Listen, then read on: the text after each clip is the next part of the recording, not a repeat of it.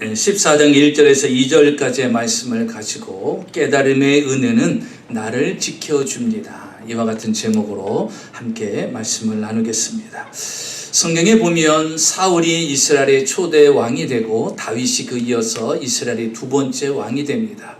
그런데 하나님께서 사울을 선택할 때도 사울은 그렇게 대단한 존재가 아니었어요. 그리고 그렇게 또 특출난 사람도 아니었습니다. 그리고 또 집안이 또 대단히 또 유력한 집안이었느냐? 또 그렇지도 않았습니다. 베냐민 지파는 12지파 중에서도 아주 나약한 지파에 속해 있었죠. 그런데 그 나약한 지파, 어떤 왕가를 이어갈 수 있는 그런 집안이 아님에도 불구하고 하나님께서 사울 왕은 첫 번째 겸손했기 때문에 그를 이스라엘의 초대 왕으로 세운 거예요. 여러분, 초대 왕으로 세운다라는 것은 어떠한 본보기가 되는 것이거든요. 그런데 사울 왕을 이스라엘의 초대 왕으로 세웠습니다. 그리고서 그 뒤에 다윗을 두 번째 왕으로 세웠어요. 그런데 여러분 생각해 보세요. 왜 사울 왕은 그의 왕의 삶이 오래 가지 못했는가? 여러분, 사울 왕의 왕으로서의 업적이 뭐가 있습니까? 그가 하나님 앞에 인정받은 것이 무엇이고 백성들에게 칭송받는 것이 무엇이 있습니까? 거의 없어요. 사울 왕의 삶은요, 온전히 다윗을 죽이기 위해서 쫓아다니는 삶이 약 10여 년 이상이 그런 삶을 살았어요.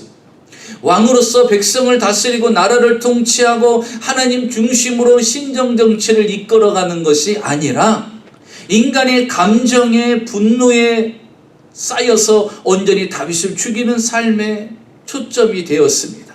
그렇다고 해서 그가 하나님 중심으로 살아갔느냐? 그것도 아닙니다. 분명히 하나님께서 그를 이스라엘의 왕으로 세웠음에도 불구하고 그는 조급함이 있었어요. 그리고 이 나라가 왕이 되는 순간부터 자기도 모르는 교만함이 세워졌어요. 그래서 이 나라를 내가 능히 통치할 수 있다라는 교만이 생기기 시작한 것입니다. 그래서 이제는요, 제사를 드려도 제사장이 오기 전에, 선지자가 오기 전에 자신이 먼저 하나님 앞에 제사를 드립니다. 여러분, 이건 월권이에요. 하나님 앞에 제사를 드릴 수 있는 사람은 제사장이나 선지자들만이 대표로 해서 세울 수가 있는 것입니다. 그런데 사울 왕은 어때요? 사무엘 선지자가 늦게 온다고 더디 온다고 자기가 알아서 제사를 드렸어요. 하나님 앞에 큰 책망을 받을 일입니다. 이거 원권을 행한 일이에요. 그뿐만 아니라 아말렉 군사들과 전쟁을 치를 때 사무엘 선지자가 이렇게 말했습니다. 하나님이 말씀하시기를 모든 전쟁에 나갔을 때 모든 사람들은 다 죽이고 짐승들까지 다 죽이라고 명령을 하셨어요. 그런데 사울 왕은 어떻게 했습니까? 하나님의 명령을 어겼죠. 그래서 죽이라는 짐승을 죽이지 않고 기름진 짐승은 사로잡습니다. 그리고 사람들은 다 죽이라고 했는데 그 왕을 사로잡아 왔어요. 그때 사무엘 선지자가 내려가서 말을 하죠. 왕이요, 왜 하나님께서 모든 사람과 짐승을 죽이라고 했는데 왜 살려가지고 왔습니까? 이 짐승들은 다 무엇입니까? 그러니까 사무엘에게 이렇게 말하는 거죠. 이것은 내가 하나님 앞에 제사 드리기 위해서 가지고 왔다라는 것입니다. 아강왕은 왜 사로잡아 왔습니까? 내가 이렇게 아말렉과 싸워서 왕을 사로잡아 왔다. 백성들이여, 나를 존중하라. 나를 이제 인정하라. 내가 이렇게 대단한 왕이다라는 어떤 과시하기 위해서 교만한 마음에 그렇게 왕을 사로잡아 온 것입니다. 그런데 여러분, 하나님의 명령은 무엇이었어요? 다 죽이라고 그랬어요. 이제는 사울 왕이요, 하나님의 말씀에도 거역을 합니다. 하나님 말씀에도 순종하지 않아요. 그래서 사무엘 선지자가 이렇게 말했죠. 왕이요, 순종이 제사보다 낫습니다 라고 말씀을 하는 거예요. 여러분, 이 사울 왕은요, 그가 왕으로서 삶을 살아가면서 그렇게 하나님이 인생에 부족한 그에게, 그것도 베냐민 지파의 가문에서 하나님께서 왕으로 세워주셨으면 그 은혜에 감격하고 그 은혜의 깨달음을 알고 열심히 왕으로서 삶을 살아가면 되는데 그렇지 못하고 다른 삶을 살다가 결국 어떻게 됩니까? 전쟁터에 나가서 아들과 함께 전쟁터에서 죽음을 맞이하게 됩니다. 너무나도 안타까운 거예요.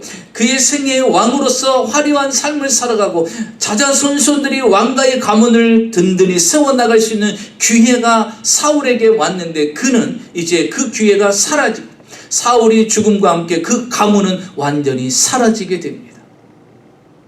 그 위에 다윗이 왕이 됩니다. 그런데 왕은 어떻습니까? 다윗은 어떻습니까? 그는 왕이 되는 순간부터도 이전부터도요, 그의 중심은 하나님 중심이었어요. 온전히 하나님 중심이었어요. 하나님을 따르고 하나님의 말씀대로 살아가고 하나님을 의지하여 10여 년 동안 도망자의 삶을 잘 견뎌내고 이겨왔습니다. 그리고 그가 드디어 왕이 됐습니다. 왕이 되면서 그가 오늘 본문에 이렇게 얘기합니다. 내가 깨달은 것이 있다. 내가 왕이 된 것은 내 힘과 내 능력이 아니었고 하나님께서 나를 왕으로 세우셨다라는 거예요. 여러분, 인생은요, 내가 무엇을 깨닫고 사느냐에 따라서 인생은 판이하게 달라집니다. 사울은요, 하나님의 은혜를 깨달을 시간이 없었어요. 왜? 교만에 빠져가지고 하나님 없이도 내 뜻대로, 내 생각대로, 내 경험과 내 지식을 의지하면서 나는 충분히 살아갈 수 있다라고 장담했던 것이에요. 그러니까 하나님을 의지하지 않았어요. 하나님의 말씀대로 순종하지 않습니다. 제사도 내가 드립니다. 여러분, 제사는 누가 받으시는 거예요? 하나님이 받으시는 거예요. 그런데 여러분, 형식적으로 제사만 드리면 전쟁에서 이길 줄 아는 거예요. 여러분, 기억하십시오. 예배 드렸다고 되는 게 아니에요. 하나님을 만나야 돼요. 예배 가운데 하나님과 화답을 해야 돼요. 나를 번제로 드려야 되는 것입니다. 하나님이 내 모습 이대로 받아주야만이 우리는 예배의 성공자가 된 거예요. 출석하는 것으로 되는 것이 아닙니다. 참석하는 것으로 되는 것이 아니라는 거예요. 사울이 잘못 알았던 것이죠. 그런데 다윗은요, 온전히 하나님의 뜻을 따라 살아갔어요. 하나님만을 바라보며 살아갔어요. 그러면서 그에게 다가온 것이 무엇이냐? 깨달음의 은혜라는 거예요. 여러분, 깨달음의 은혜는요, 나를 지켜줍니다. 사울은 왜 일찍 죽었을까? 하나님 앞에 오랫동안 쓰임받지 못했을까? 그에게는 깨달음의 은혜가 없었기 때문입니다. 그런데 다윗은요, 이 깨달음의 은혜가 있었기 때문에 오랫동안 왕을 했고 그의 아들 솔로몬이 대를 이어가고 그 아들이 대를 이어가는 그런 왕가의 자손을 계속해서 이어갈 수가 있게 되었다라는 것입니다. 여러분, 깨달음의 은혜는요, 나를 지켜줍니다. 오늘 성경에 보니까 1절과 2절을 우리가 같이 보겠습니다. 특별히 2절에 보면 다윗이 이렇게 말합니다. 여호와께서 자기를 이스라엘의 왕으로 삼으신 줄을 깨달았으니. 다윗이 교만하지 아니하고 다윗이 철저히 하나님만을 의지하고 하나님만을 바라보고 나의 힘이 되신 여호와여, 내가 주를 사랑하나이다. 주는 나의 반석이요 요새시요 나의 목자가 되시고 피난처가 되신다라고 고백할 수 있었던 것은요, 그가 하나님을 너무나도 잘 알았기 때문인 거예요. 자, 보십시오. 이렇게 말합니다. 내가 왕이 된 것은 하나님이 나를 세우신 까닭이다라는 거예요. 그래서 그는 깨달았습니다. 아하, 그렇구나. 내가 대단한 존재가 아니었어. 우리 가문이 대단한 가문이 아니었어. 하나님이 나를 왕으로 세웠어. 여러분, 이 깨달음이요, 다윗에게는 놀라운 변화를 일으킵니다. 보십시오. 2절 하반절에 보니까 그 깨달음의 결과가 무엇입니까? 그의 나라가 높이 들림을 받았음을 알미니라. 이 나라가 형통하게 되는 것, 이 나라도 하나님의 은혜 안에 있을 수 있었던 것도 바로 하나님이 계셨기 때문이라는 사실, 하나님이 통치하고 있다는 사실을 다윗은 알게 된 것입니다. 그래서 다윗은요, 내가 왕이 됐다라고 잠시라도 교만하지 않습니다. 왜? 그는 그 깨달음의 은혜로 그는 멋진 인생을 살아갑니다. 여러분, 깨달음의 은혜는요, 여러분의 삶을 부유하고 풍요롭게 만들고 여러분을 살리는 역할을 합니다. 그래서 끝까지 나를 지켜줘요. 그래서 이 깨달음의 은혜가 늘 간직이 되어야 되는데, 그러면 오늘 본문을 통해서 보니까 다윗은 어떤 깨달음의 은혜를 가지고 자기 자신이 이렇게 하나님 앞에 늘 귀하게 쓰임받을 수 있는 존재가 되었는가? 첫째로 보니까요, 하나님이 자신의 배후에 계시다는 사실을 깨달았다라는 것입니다. 여러분, 성경 오늘 2절을 같이 보겠습니다. 2절에 보니까 다윗이 여호와께서 자기를 이스라엘의 왕으로 삼으신 줄을 깨달으니 그랬어요. 다윗은 왕이 돼서 보니까요, 내가 파란만장한 삶을 잘 견뎌내서 내가 왕이 됐다. 내가 이 고비를 넘겨서 내가 왕이 됐다. 야, 역시 나는 대단한 사람이야. 나는 정말 왕이 될 그런 제목의 사람이야 라고 생각하지 않습니다. 그는 또 이렇게 생각할 수 있어요. 사무엘 선지자가 우리 집에 와서 나에게 기름 부어서 안수하고 나에게 기름 부었기 때문에 내가 왕이 됐다라고 생각할 수 있어요. 그런데 지금 깨닫는 건 뭐예요? 그게 아니라는 거예요. 나를 왕으로 세운 것은 사무엘 선지자가 기름 부어서 왕이 된 것이 아니라 하나님이 나를 왕으로 세웠다라는 것이에요. 여러분, 사울왕이 죽고 난 뒤에 이제 다윗이 왕이 됩니다. 그런데 왕을 누가 추대합니까? 유다 지파가 추대를 하잖아요. 그 유다 지파가 누구예요? 바로 다윗이 속하 있는 지파 아닙니까? 근데 유다 지파들이 하나가 돼갖고서요, 다윗을 왕으로 추대하는 거예요.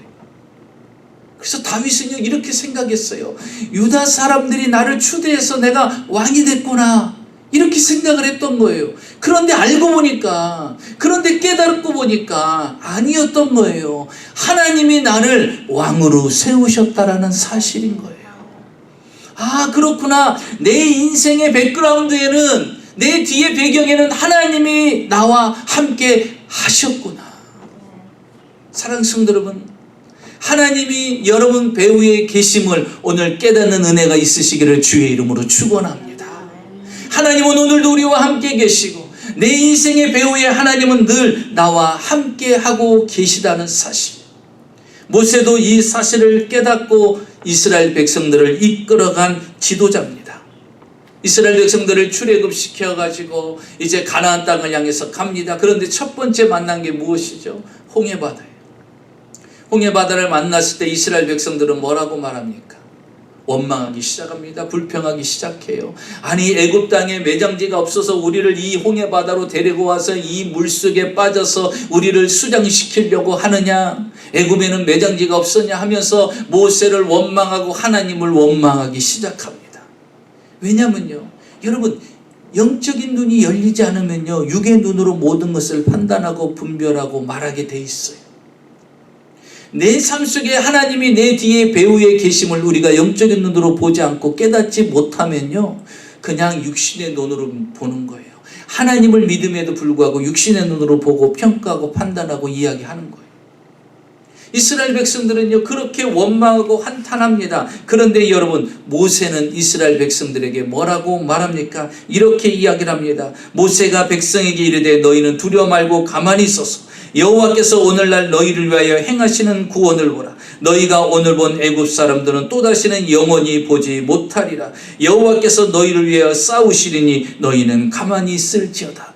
이스라엘 백성들 눈에는 보이지 않는 하나님, 그러나 모세 눈에는 보이는 배후에 계신 하나님, 지금 이 홍해바다 앞에도 계신 하나님을 모세는 알고 있었던 거예요. 여러분, 하나님이 내 인생의 배후에 이곳에 함께 계심을 믿고 깨닫는 사람은요, 인생의 삶이 달라지는 거예요. 그 순간순간에도요, 담대하게 살아갈 수가 있어요. 지금 이스라엘 백성들은 두려워하고 원망하고 불평하는데요, 모세는 이렇게 얘기합니다. 가만히 있어봐. 왜 두려워해? 왜 염려하고 왜 걱정하니? 지금 주님이 이곳에 와 계시고 우리 주님이 우리와 함께 계시고, 가만히 있어봐라. 하나님께서 지금 이 상황에서 어떻게 우리를 위해서 행하시는지, 주님이 우리를 위해서 어떻게 싸우시는지 보라는 거예요. 이스라엘 백성들 눈에는 아무것도 안 보이죠. 그런데 모세는요, 우리의 배후에 계신 하나님을 믿는 거예요. 여러분, 그것이 깨달아지면요, 환경과 상황 속에서도 우리는요, 원망과 불평과 분노와 두려움 속에 갇혀 살 필요가 없게 되는 거예요. 여러분 보세요. 하나님이 어떤 일을 행하시죠? 바다를 가르시고 이스라엘 백성들을 다 건너게 만들어 주시더라는 것입니다. 사랑하는 성도 여러분, 하나님은 어떤 분이십니까? 저와 여러분에게 함께 하시는 분이에요. 그리고 우리의 배후에 어떤 분이 계십니까? 하나님이 함께 계시다는 사실을 여러분 깨닫고 확신하시는 귀한 시간이 되시기를 주의 이름으로 축원합니다. 둘째로 보니까요, 다윗은 사명이 무엇인지를 정확히 깨달았어요. 다윗에게는요, 여러 가지의 재능이 있어요. 달란트가 있는데 보니까 한 5가지의 달란트가 있어요. 그 첫째가 뭐냐면요, 다윗은 시를 잘 짓는 사람입니다. 시편의 기록은 다 거의 누가 했어요? 다윗이 했어요. 다윗이. 여러분, 시편을 보세요. 어쩌면 이렇게 믿음으로 아름다운 시를 기록할 수가 있을까? 그 그 시편 하나하나에 보면요, 하나님의 살아계심과 다윗의 믿음이 적절하게 들어가 있어요. 그러니까 다윗이 이렇게 하나님 앞에 멋지고 화려한 인생을 살 수 있었던 것이 무엇일까? 하나님에 대한 깨달음의 은혜가 너무나 컸기 때문에 그 모든 것들로 시로 다 표현했어요. 그게 시편입니다. 그렇게 시를 잘 쓰는 재능이 그에게 있었던 사람이에요. 두 번째는요, 다윗은요, 양을 잘 키우는 그런 재능이 있어요. 요즘으로 얘기하면요, 비즈니스를 잘하는 사람이지. 네, 아버지가 맡겨진 양을 지키는데 사자나 곰이 와서 막 삼켜갑니다. 그런데 뭐 손해볼 수도 있지, 뭐 빠져나갈 수도 있지, 뭐 사자가 물고 갈 수도 있지, 곰이 물고 갈 수도 있지, 이렇게 하지 않아요. 안 되지. 절대로 한 마리도 빼앗길 수가 없지. 쫓아갔고요, 사자 입에서, 곰의 입에서 그 양을 다시 도로 찾아옵니다. 다시 도로 찾아와요. 그러니까 얼마나 비즈니스를 잘하는 사람이, 얼마나 아버지의 양을 잘 키우는 사람입니까? 그러니까 맡겨준 일은요, 대단하게 훌륭하게 잘 맞추는 그런 재능이 그에게 있었던 사람이에요. 그뿐만 아니라 그는요, 아주 음악도 잘하는 사람이었어요. 얼마나 악기에 재능이 있었는지, 그가 수금과 비파를 치면요, 악기를 치기 시작하면요, 놀라운 일들이 일어나요. 어떤 일이 일어납니까? 사울왕 속에 있는 귀신이 떠나가는 역사가 일어나요. 여러분, 악기를 잘 연주할 수 있어요. 피아노를 잘 칠 수도 있고, 기타를 잘 연주할 수 있어요. 다른 악기들을 잘 연주할 수 있어요. 그런데 그 연주로 말미암아 영적인 능력이 나타나는 건 또 다른 파트예요. 그런데 다윗은요, 연주를 잘할 뿐만 아니라 그 연주를 하면요, 그 사울왕에게 있었던 악한 귀신이요, 발악을 하고 떠나가는 역사가 일어나요. 얼마나 대단한 능력입니까? 연주만 잘하는 것이 아니라 그 연주를 할 때 성령이 강하게 역사해서 그 안에 있는 귀신이 떠나가는 역사, 그 정도의 재능이 있는 게 바로 다윗이었어요. 그뿐만 아니라 다윗은요, 전쟁에도 능한 사람이에요. 누구를 물리쳤죠? 골리앗. 적의 장수인 골리앗을 무너뜨리지 않았습니까? 그리고 그가 이제 사울왕의 사위가 된 뒤에요, 전쟁을 또 나갑니다. 전쟁터에 나가서 전쟁을 승리하고 돌아오면 그 이스라엘의 부녀자들이 모여서 그 성문에서 환영을 합니다. 근데 환영을 할 때 뭐라고 이야기를 하죠? 사울왕이 죽인 것은 천천이고 다윗이 죽인 것은 만만이다. 이렇게 환호를 하잖아요. 그만큼 다윗은요, 전쟁에 능한 사람. 실패라는 게 없어요. 전쟁에 나가기만 하면 항상 승리를 거두는 그런 탁월한 전쟁에 능한 그런 사람이었어요. 그뿐만 아니라 그는 정치도 아주 잘하는 사람이었어요. 그러니까 나라를요, 화평하게 평탄하게 이끌어 갔다라는 사실입니다. 여러분 보세요. 이렇게 다윗은요, 잘하는 재능이 너무나 많이 있어요. 잘할 수 있는 그런 달란트가 있어요. 그렇죠? 시도 잘 쓰고, 양을 맡기면 그것도 잘 케어를 하고, 악기를 연주하면 귀신이 빠져나갈 정도로 그런 탁월한 영적인 능력도 있고, 전쟁을 하기만 하면 항상 전쟁에 승리를 하고, 정말 한마디로 부족함이 없고 모자람이 없는 그런 사람입니다. 그런데요, 오늘 성경 2절에 보니까 그는 깨달음이 있습니다. 어떤 깨달음입니까? 하나님께서 자기로 이스라엘의 왕으로 세우셨다는 사실을 깨달은 거예요. 여러분, 내가 목동으로 살아가는 것이 아니라, 시인으로 살아가는 것이 아니라, 악기를 연주하는 음악적인 재능을 가진 자가 아니라, 전쟁터의 용맹스러운 용장으로 살아가는 것이 아니라, 나의 사명은 뭐다? 이런 특별한 재능이 있어도 여러분 분명히 알아야 됩니다. 내가 잘하는 것이 있어요. 그런데 잘하는 거하고 사명은 다른 거예요.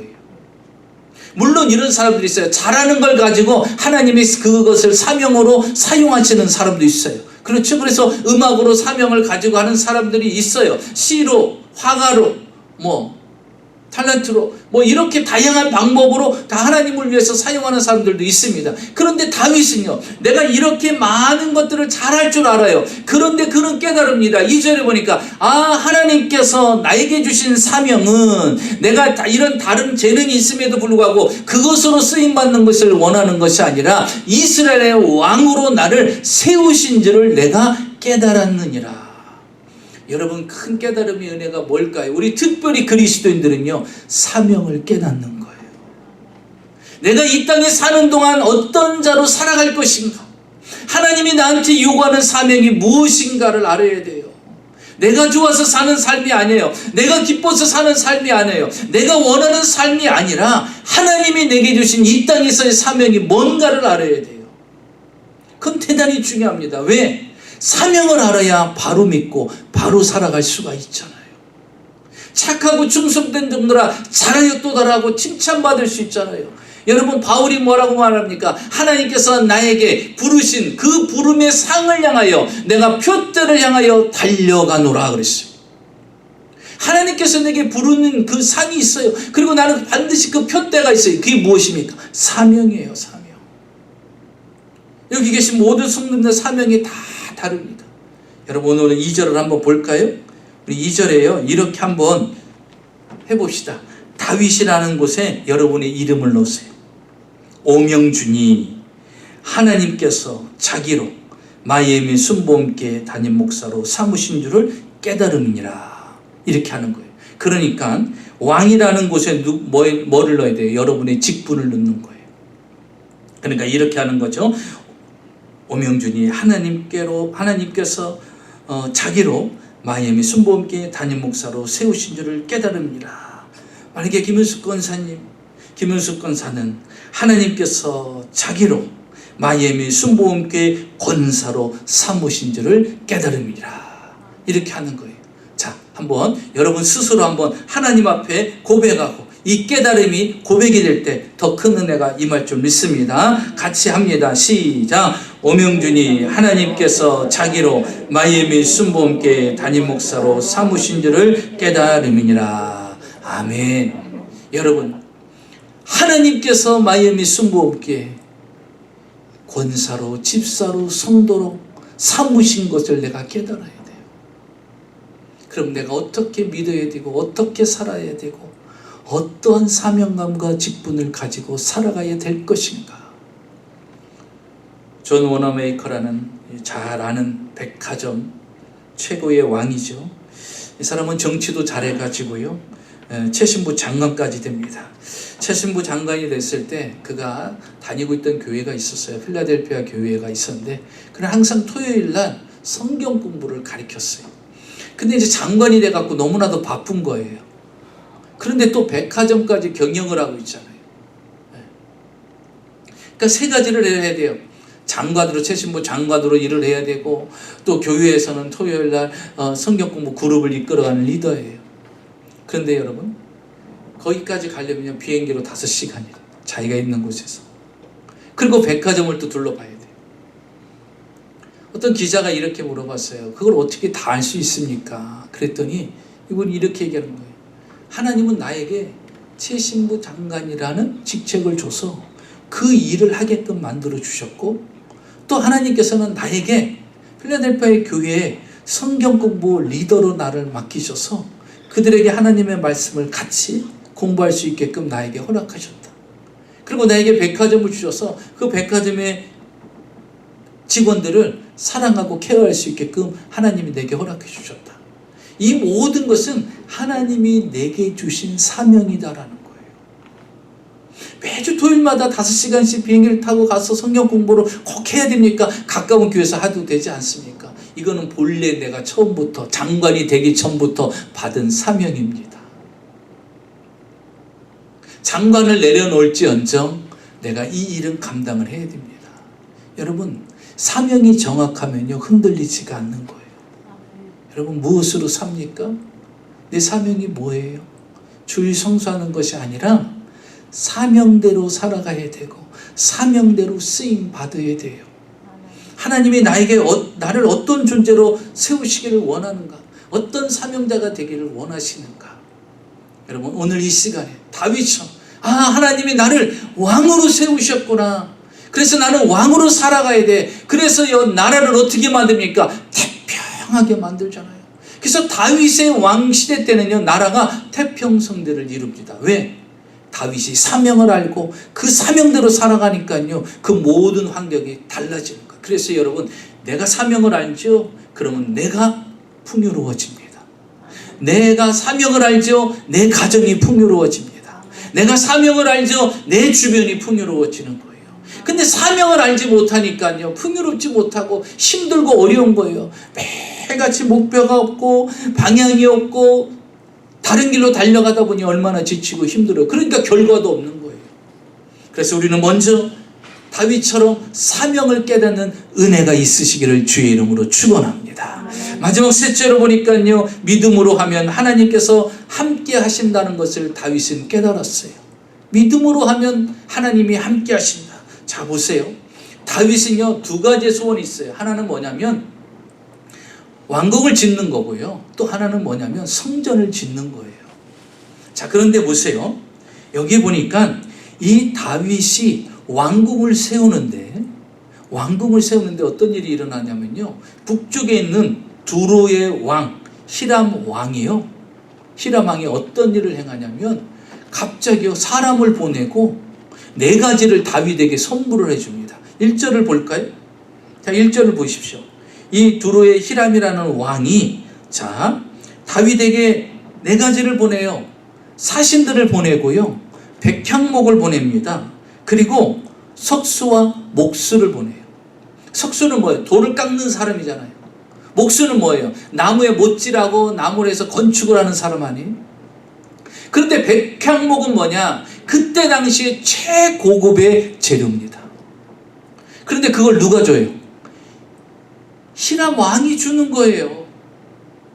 그런데 여러분 기억해야 됩니다. 이 두로라는 곳에 이 히람 왕은요, 그때 당시 약한 나라가 아니에요. 다윗에게 잘 보이기 위해서 하는 게 아니에요. 뭐냐면 애굽을 통치하고요, 스페인까지 통치하는 강대국 왕입니다. 굳이 다윗에게 잘 보일 필요도 없어요. 나름 막강한 나라의 그런 힘을 가지고 있는 히람 왕입니다. 그런데 그가요, 다윗이 왕궁을 짓는다라는 것을 어떻게 알았는지 사신을 보내가지고 축하를 합니다. 그리고 가장 고급의 최고의 재료인 백향목을 다윗에게 보냅니다. 그리고 일을 잘하는 석수들을 보내요. 여러분, 돌을 깎고 다듬고 멋지게 만들 때는요, 석수가 그때는 최고 아닙니까? 그리고 이제 건물을 세워 나가는데 목수가 얼마나 필요해요. 그런데 그 왕궁을 세우는데 필요한 재료와 기술자들을요, 다 보내줘요. 그래서 여러분 알아야 됩니다. 우리가 믿음으로 살면요, 하나님이 필요한 것들을 공급해 주셔요.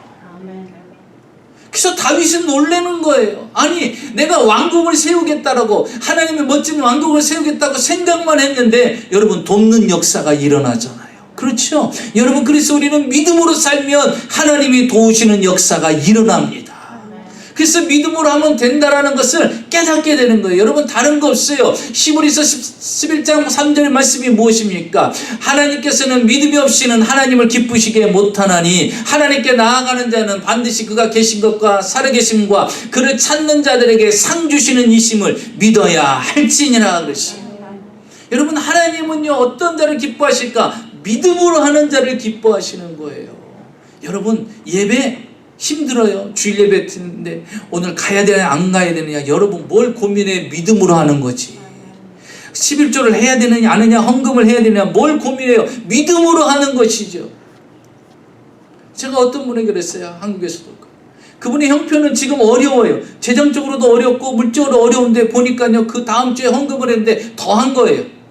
그래서 제가 그 다음날 월요일날 신방 갖고, 아니 집사님 왜 헌금을 해? 지금 어려운 거 뻔히 아는데, 아니 그냥 정상적인 헌금을 하셔. 왜 이렇게 많이 하냐고. 그랬더니 뭐라고 말하냐면 이러는 거예요. 아, 목사님 어려울 때 더 심어야지. 어려울 때 더 심어요. 제 믿음은요, 어려울 때 더 심는 거예요. 힘들 때 더 심는 거예요. 그래서 제가요, 목사가요, 또 그 믿음은 아니 그게 아닙니다 이렇게 안 되겠더라고. 왜? 그분이 받아가지고 믿음으로 하는 건데 그 믿음을 제가 제재할 수가 없는 거예요. 여러분 보세요. 믿음으로 하면요, 믿음의 열매를 거두는 거예요. 다윗은 왕궁을 세우고자 하니까요, 이런 일들이 일어나는 거예요. 아하, 믿음으로 하려고 하니까 하나님께서 돕는 손길을 보내주시는구나. 사람을 붙이시고 재료도 붙여주시고 물질도 붙여주시고 일이 되게끔 만들어 주시는 거구나. 그래서 우리는요, 믿음으로 살아야 돼요. 그래서 우리는 깨달아야 돼요. 믿음으로 하면 된다라는 거. 해당장 야이로가 자기 딸이 죽어가고 있어요. 빨리 와서 예수님 앞에 엎드려서 빨리 주님 우리 집에 가십시오. 내 딸이 다 죽어가나이다. 그래서 주님께서요, 회당장이라는 사람이 자신 앞에 겸손히 엎드려서 그렇게 간구하는 모습을 보고요, 예수님이 그래 가자고 따라갑니다. 그런데요, 그 집에 도착도 하기 전에 중간에요, 그 하인들이 와서 이야기를 하는 거예요. 주인님, 예수님 더 괴롭힐 필요 없습니다. 모시고 갈 필요 없습니다. 왜? 따님이 돌아가셨습니다. 죽었습니다. 그러는 거예요. 얼마나 기가 막혀요. 예수님을 모시고 가는 목적이 뭐예요? 내 딸을 고치려고 하는 거 아니에요? 내 딸을 죽기 전에 살리려고 하는 거 아닙니까? 그런데 딸이 죽었어요. 그런데 주님이 그 회당장 야이로에게 이렇게 말하는 거예요. 두려워 말고 믿기만 해라. 두려워 말고 믿기만 해라. 여러분, 지금 이 시대는요, 두려워하는 게 아니라 믿기만 하는 거예요. 그런데 얼마나 두려워합니까? 또 이스라엘 또 전쟁 터졌잖아요, 여러분. 요번에는 심각해요. 피해가 얼마나 큰데. 그리고 하마스가요, 얼마나 체계적으로 계획을 세워가지고 공격을 했는지요, 그 강한 이스라엘도요, 그냥 순식간에 당해버렸죠. 그럼 이스라엘은 가만히 있어요? 얼마나 또 막 강력한, 그래서 이거는요, 그냥 전쟁이라고 선포하잖아요, 전쟁이라고. 세상을 보면요, 언제 하루 사이에 어떤 일이 터질지 몰라요. 그런데 여러분, 아시안게임에서 한국이 일본 이기고 축구 금메달 땄잖아. 이런 일도 있어, 이런 일도 있어. 그러니까 전쟁의 소리도 있지만요, 또 한국에 또 금메달 따는, 일본을 이기고 금메달 따는 소식도 있더라고요. 이렇게 혼돈 가운데 있는 이 세상에서는요, 두려워하는 게 아니라 믿기만 하는 믿음이 있어야 돼요. 그분, 하나님만을 믿는 그 믿음만이 우리 가운데 있어야 돼요. 윌리엄 맥도날드라는 그러한 사람이 쓴 책이 있는데, 그리스도인의 기도 생활이라는 책이 있어요. 그 책에 이런 내용이 있어요. 남편이 사업을 하다가 그만 부도가 나서 그 부도로 인해서 고통받다가 결국 이제 지병으로 죽게 됩니다. 하나님 품에 가게 됐어요. 근데 이제 부인이 자녀를 데리고 살아가야 되는데, IRS에서 세무서에서 서류가 하나 날라왔는데, 세금을 내지 않았다고 통보가 오는 거예요. 아니, 분명히 우리 남편이 세금을 정확하게 내는 사람이라 세금을 냈다라는 거예요. 그런데 보니까요, 수십만 불이 세금이 안 낸 거로 온 거예요. 그러니까 수십만 불의 세금을 내라고 온 거예요. 그래서 우리는 분명히 냈다, 내가 그것도 알고 있고 확인도 됐다 그러는 거예요. 그런데 문제는 뭐냐면, 그 IRS에서 그게 서류상 보니까 없는 거예요. 냈다라는 근거가 없는 거예요. 저도 그러니까 세금 보고할 때 보면 종종 그런 거 있어요. 분명히 CPA에서는 세금 보고를 했는데 IRS에서 기록이 안 돼갖고 뭐 내십시오, 돈을 내야 됩니다, 뭐 해야 됩니다 하고 또 왔더라고요. 그래갖고 전화를 해갖고 이게 어떻게 됐냐, 우리는 분명히 내가 받은 서류에는 다 이렇게 기록이 돼 있는데 왜 거기는 기록이 안 되냐. 그러니까 자기들 미싱한 거예요. 그래갖고 CPA에서 같이 3자가 통화를 해갖고, 자, 당신들이 서류를 냈다고 하면 정확하게 얘기를 한번 해줘라, IRS. 그래서 우리 같이 듣고 3자 통화를 해갖고서요, 그거를 해갖고 잘 마무리가 된 경우가 있어요. 분명히 제대로 기획했어요. CPA에서는 했는데 자신들이 워낙 일이 많다 보니까 몰려오니까 기록이 안 됐던 거예요. 이 사람들은 그렇게 얘기하는 거예요. 영수증이 없으면 안 됩니다. 그리고서요, 또 레러가 왔어요. 만약에 당신 빠른 시일 내에 갚지 않으면 수를 하겠다는 거예요. 뭐 집 뭐 이런 데 리응을 걸겠다 하겠죠 뭐. 그러니까요, 이제 아이들과 함께 살아가야 되는데, 기가 막힌 걸, 분명히 세금을 안 냈으면 내야 되지만, 그런데 세금을 냈는데 수십만 불을 안 내면 지금 수가 들어온다는 거예요. 근데 이 사람은 할 수 있는 게 뭐 기도밖에 없는 거예요. 하나님, 기가 막힙니다. 그러니까 세금을 안 냈으면 냈지만 분명히 냈는데, 그런데 영수증을 가지고 오라는데 영수증이 어디 있는지 이삿짐 하면서 정리할 거 다 정리하고 하는데 없는 거예요. 아무리 찾아봐도 없는 거예요. 희한하게. 여러분, 그런 거 있잖아요. 너무 잘 둬서 못 찾는 거. 아무리 찾아도 없는 거예요. 아무리 찾아도 없어요. 그런데 계속해서 독주가 하는 거예요. 그래서 IRS 독촉하고 계속 오는 거예요. 그가 기도만 합니다. 하나님 도와주세요. 그랬더니요, 어느 날 기도하는데 하나님이 이런 음성이 들려요. 내가 너를 도우리라. 내가 너를 도우리라. 여러분, 믿음으로 하면요, 믿음으로 하나님은 우리에게 반응해 주셔요. 내가 너 도울게. 내가 믿음으로 기도했지? 그럼 내가 너 도울게. 어느 날은 기도를 하는데요, 창문이 활짝 열려 있는데 거기에요, 호랑나비 한 마리가 이렇게 날라서 들어오더래, 집안에. 그러니까 아이가 놀다가요, 그 호랑나비를 보는 거예요. 그 호랑나비를 잡겠다고 막 집안을 막 뛰어다니는 거예요. 근데 이 어머니는 그냥 기도만 하고 있는 거죠. 근데 이 아이가요, 막 뛰어다니는데 보니까 호랑나비가 그 거실에 있는 소파 아래쪽으로 들어간 거예요. 그러니까 걔는요, 거기 들어가니까 그쪽에 들어가서 잡으려고 이렇게 엎드려갖고 기어 들어가서 그걸 잡으려고 막 치고 있어요. 어머니는 그냥 기도만 하고 있는데 아이가 그러다가요, 나오는데 보니까요, 뭔가 하나를 가지고 들고 나오는 거예요. 뭔가 이렇게 서류 같은 거를 하나를, 종이를 하나를 들고 오면서 그 아이가 그런 거, 엄마 이게 뭐야 하고 엄마한테 갖다 주면서 물어보더라는 거예요. 그런데요, 여러분, 그게 뭘까요? 상상이 되시죠? 그게 바로 세금을 낸 영수증. 여러분 보세요. 우리가 얼마나 부족하고 연약하면 하나님께서 호랑나비 하나를 보내가지고, 야야 소파 밑에 있다, 너희들 그때 잘 두다가 어떻게 하다 걸리 떨어졌고 뒤로 들어갔는가 보다, 너희들 그거 절대 찾을 수 없지. 그래, 그래서 내가 호랑나비 하나 보내주마. 그런데 하필이면 아들이요, 그냥 스쳐가도 되는데 거길 들어가서 결국 그거를 찾아오더라. 사랑하는 성도 여러분, 믿음으로 하면 하나님의 도움의 손길이 역사합니다. 그래서 우리는요, 세상과 환경과 보여지고 들려지는 것에 의해서 우리의 신앙이 흔들리는 게 아니라 오늘도 믿음으로 살아가시기 바랍니다. 믿음으로 하면 하나님이 도와주시고, 믿음으로 하면 여러분 믿음대로 되어집니다. 그래서 신약에 보십시오. 예수님이 사역할 때 그들에게 항상 하신 말씀이 무엇입니까? 내 믿음대로 될지어다. 여러분 믿음대로 됩니다. 여러분 믿고 기도하시고, 하나님이 우리의 배후에 계셔서 나로 하여금 이런 사명을 주셨다는 확실한 깨달음으로 오늘도 담대히 살아가는 저와 여러분이 되시기를 주의 이름으로 축원합니다.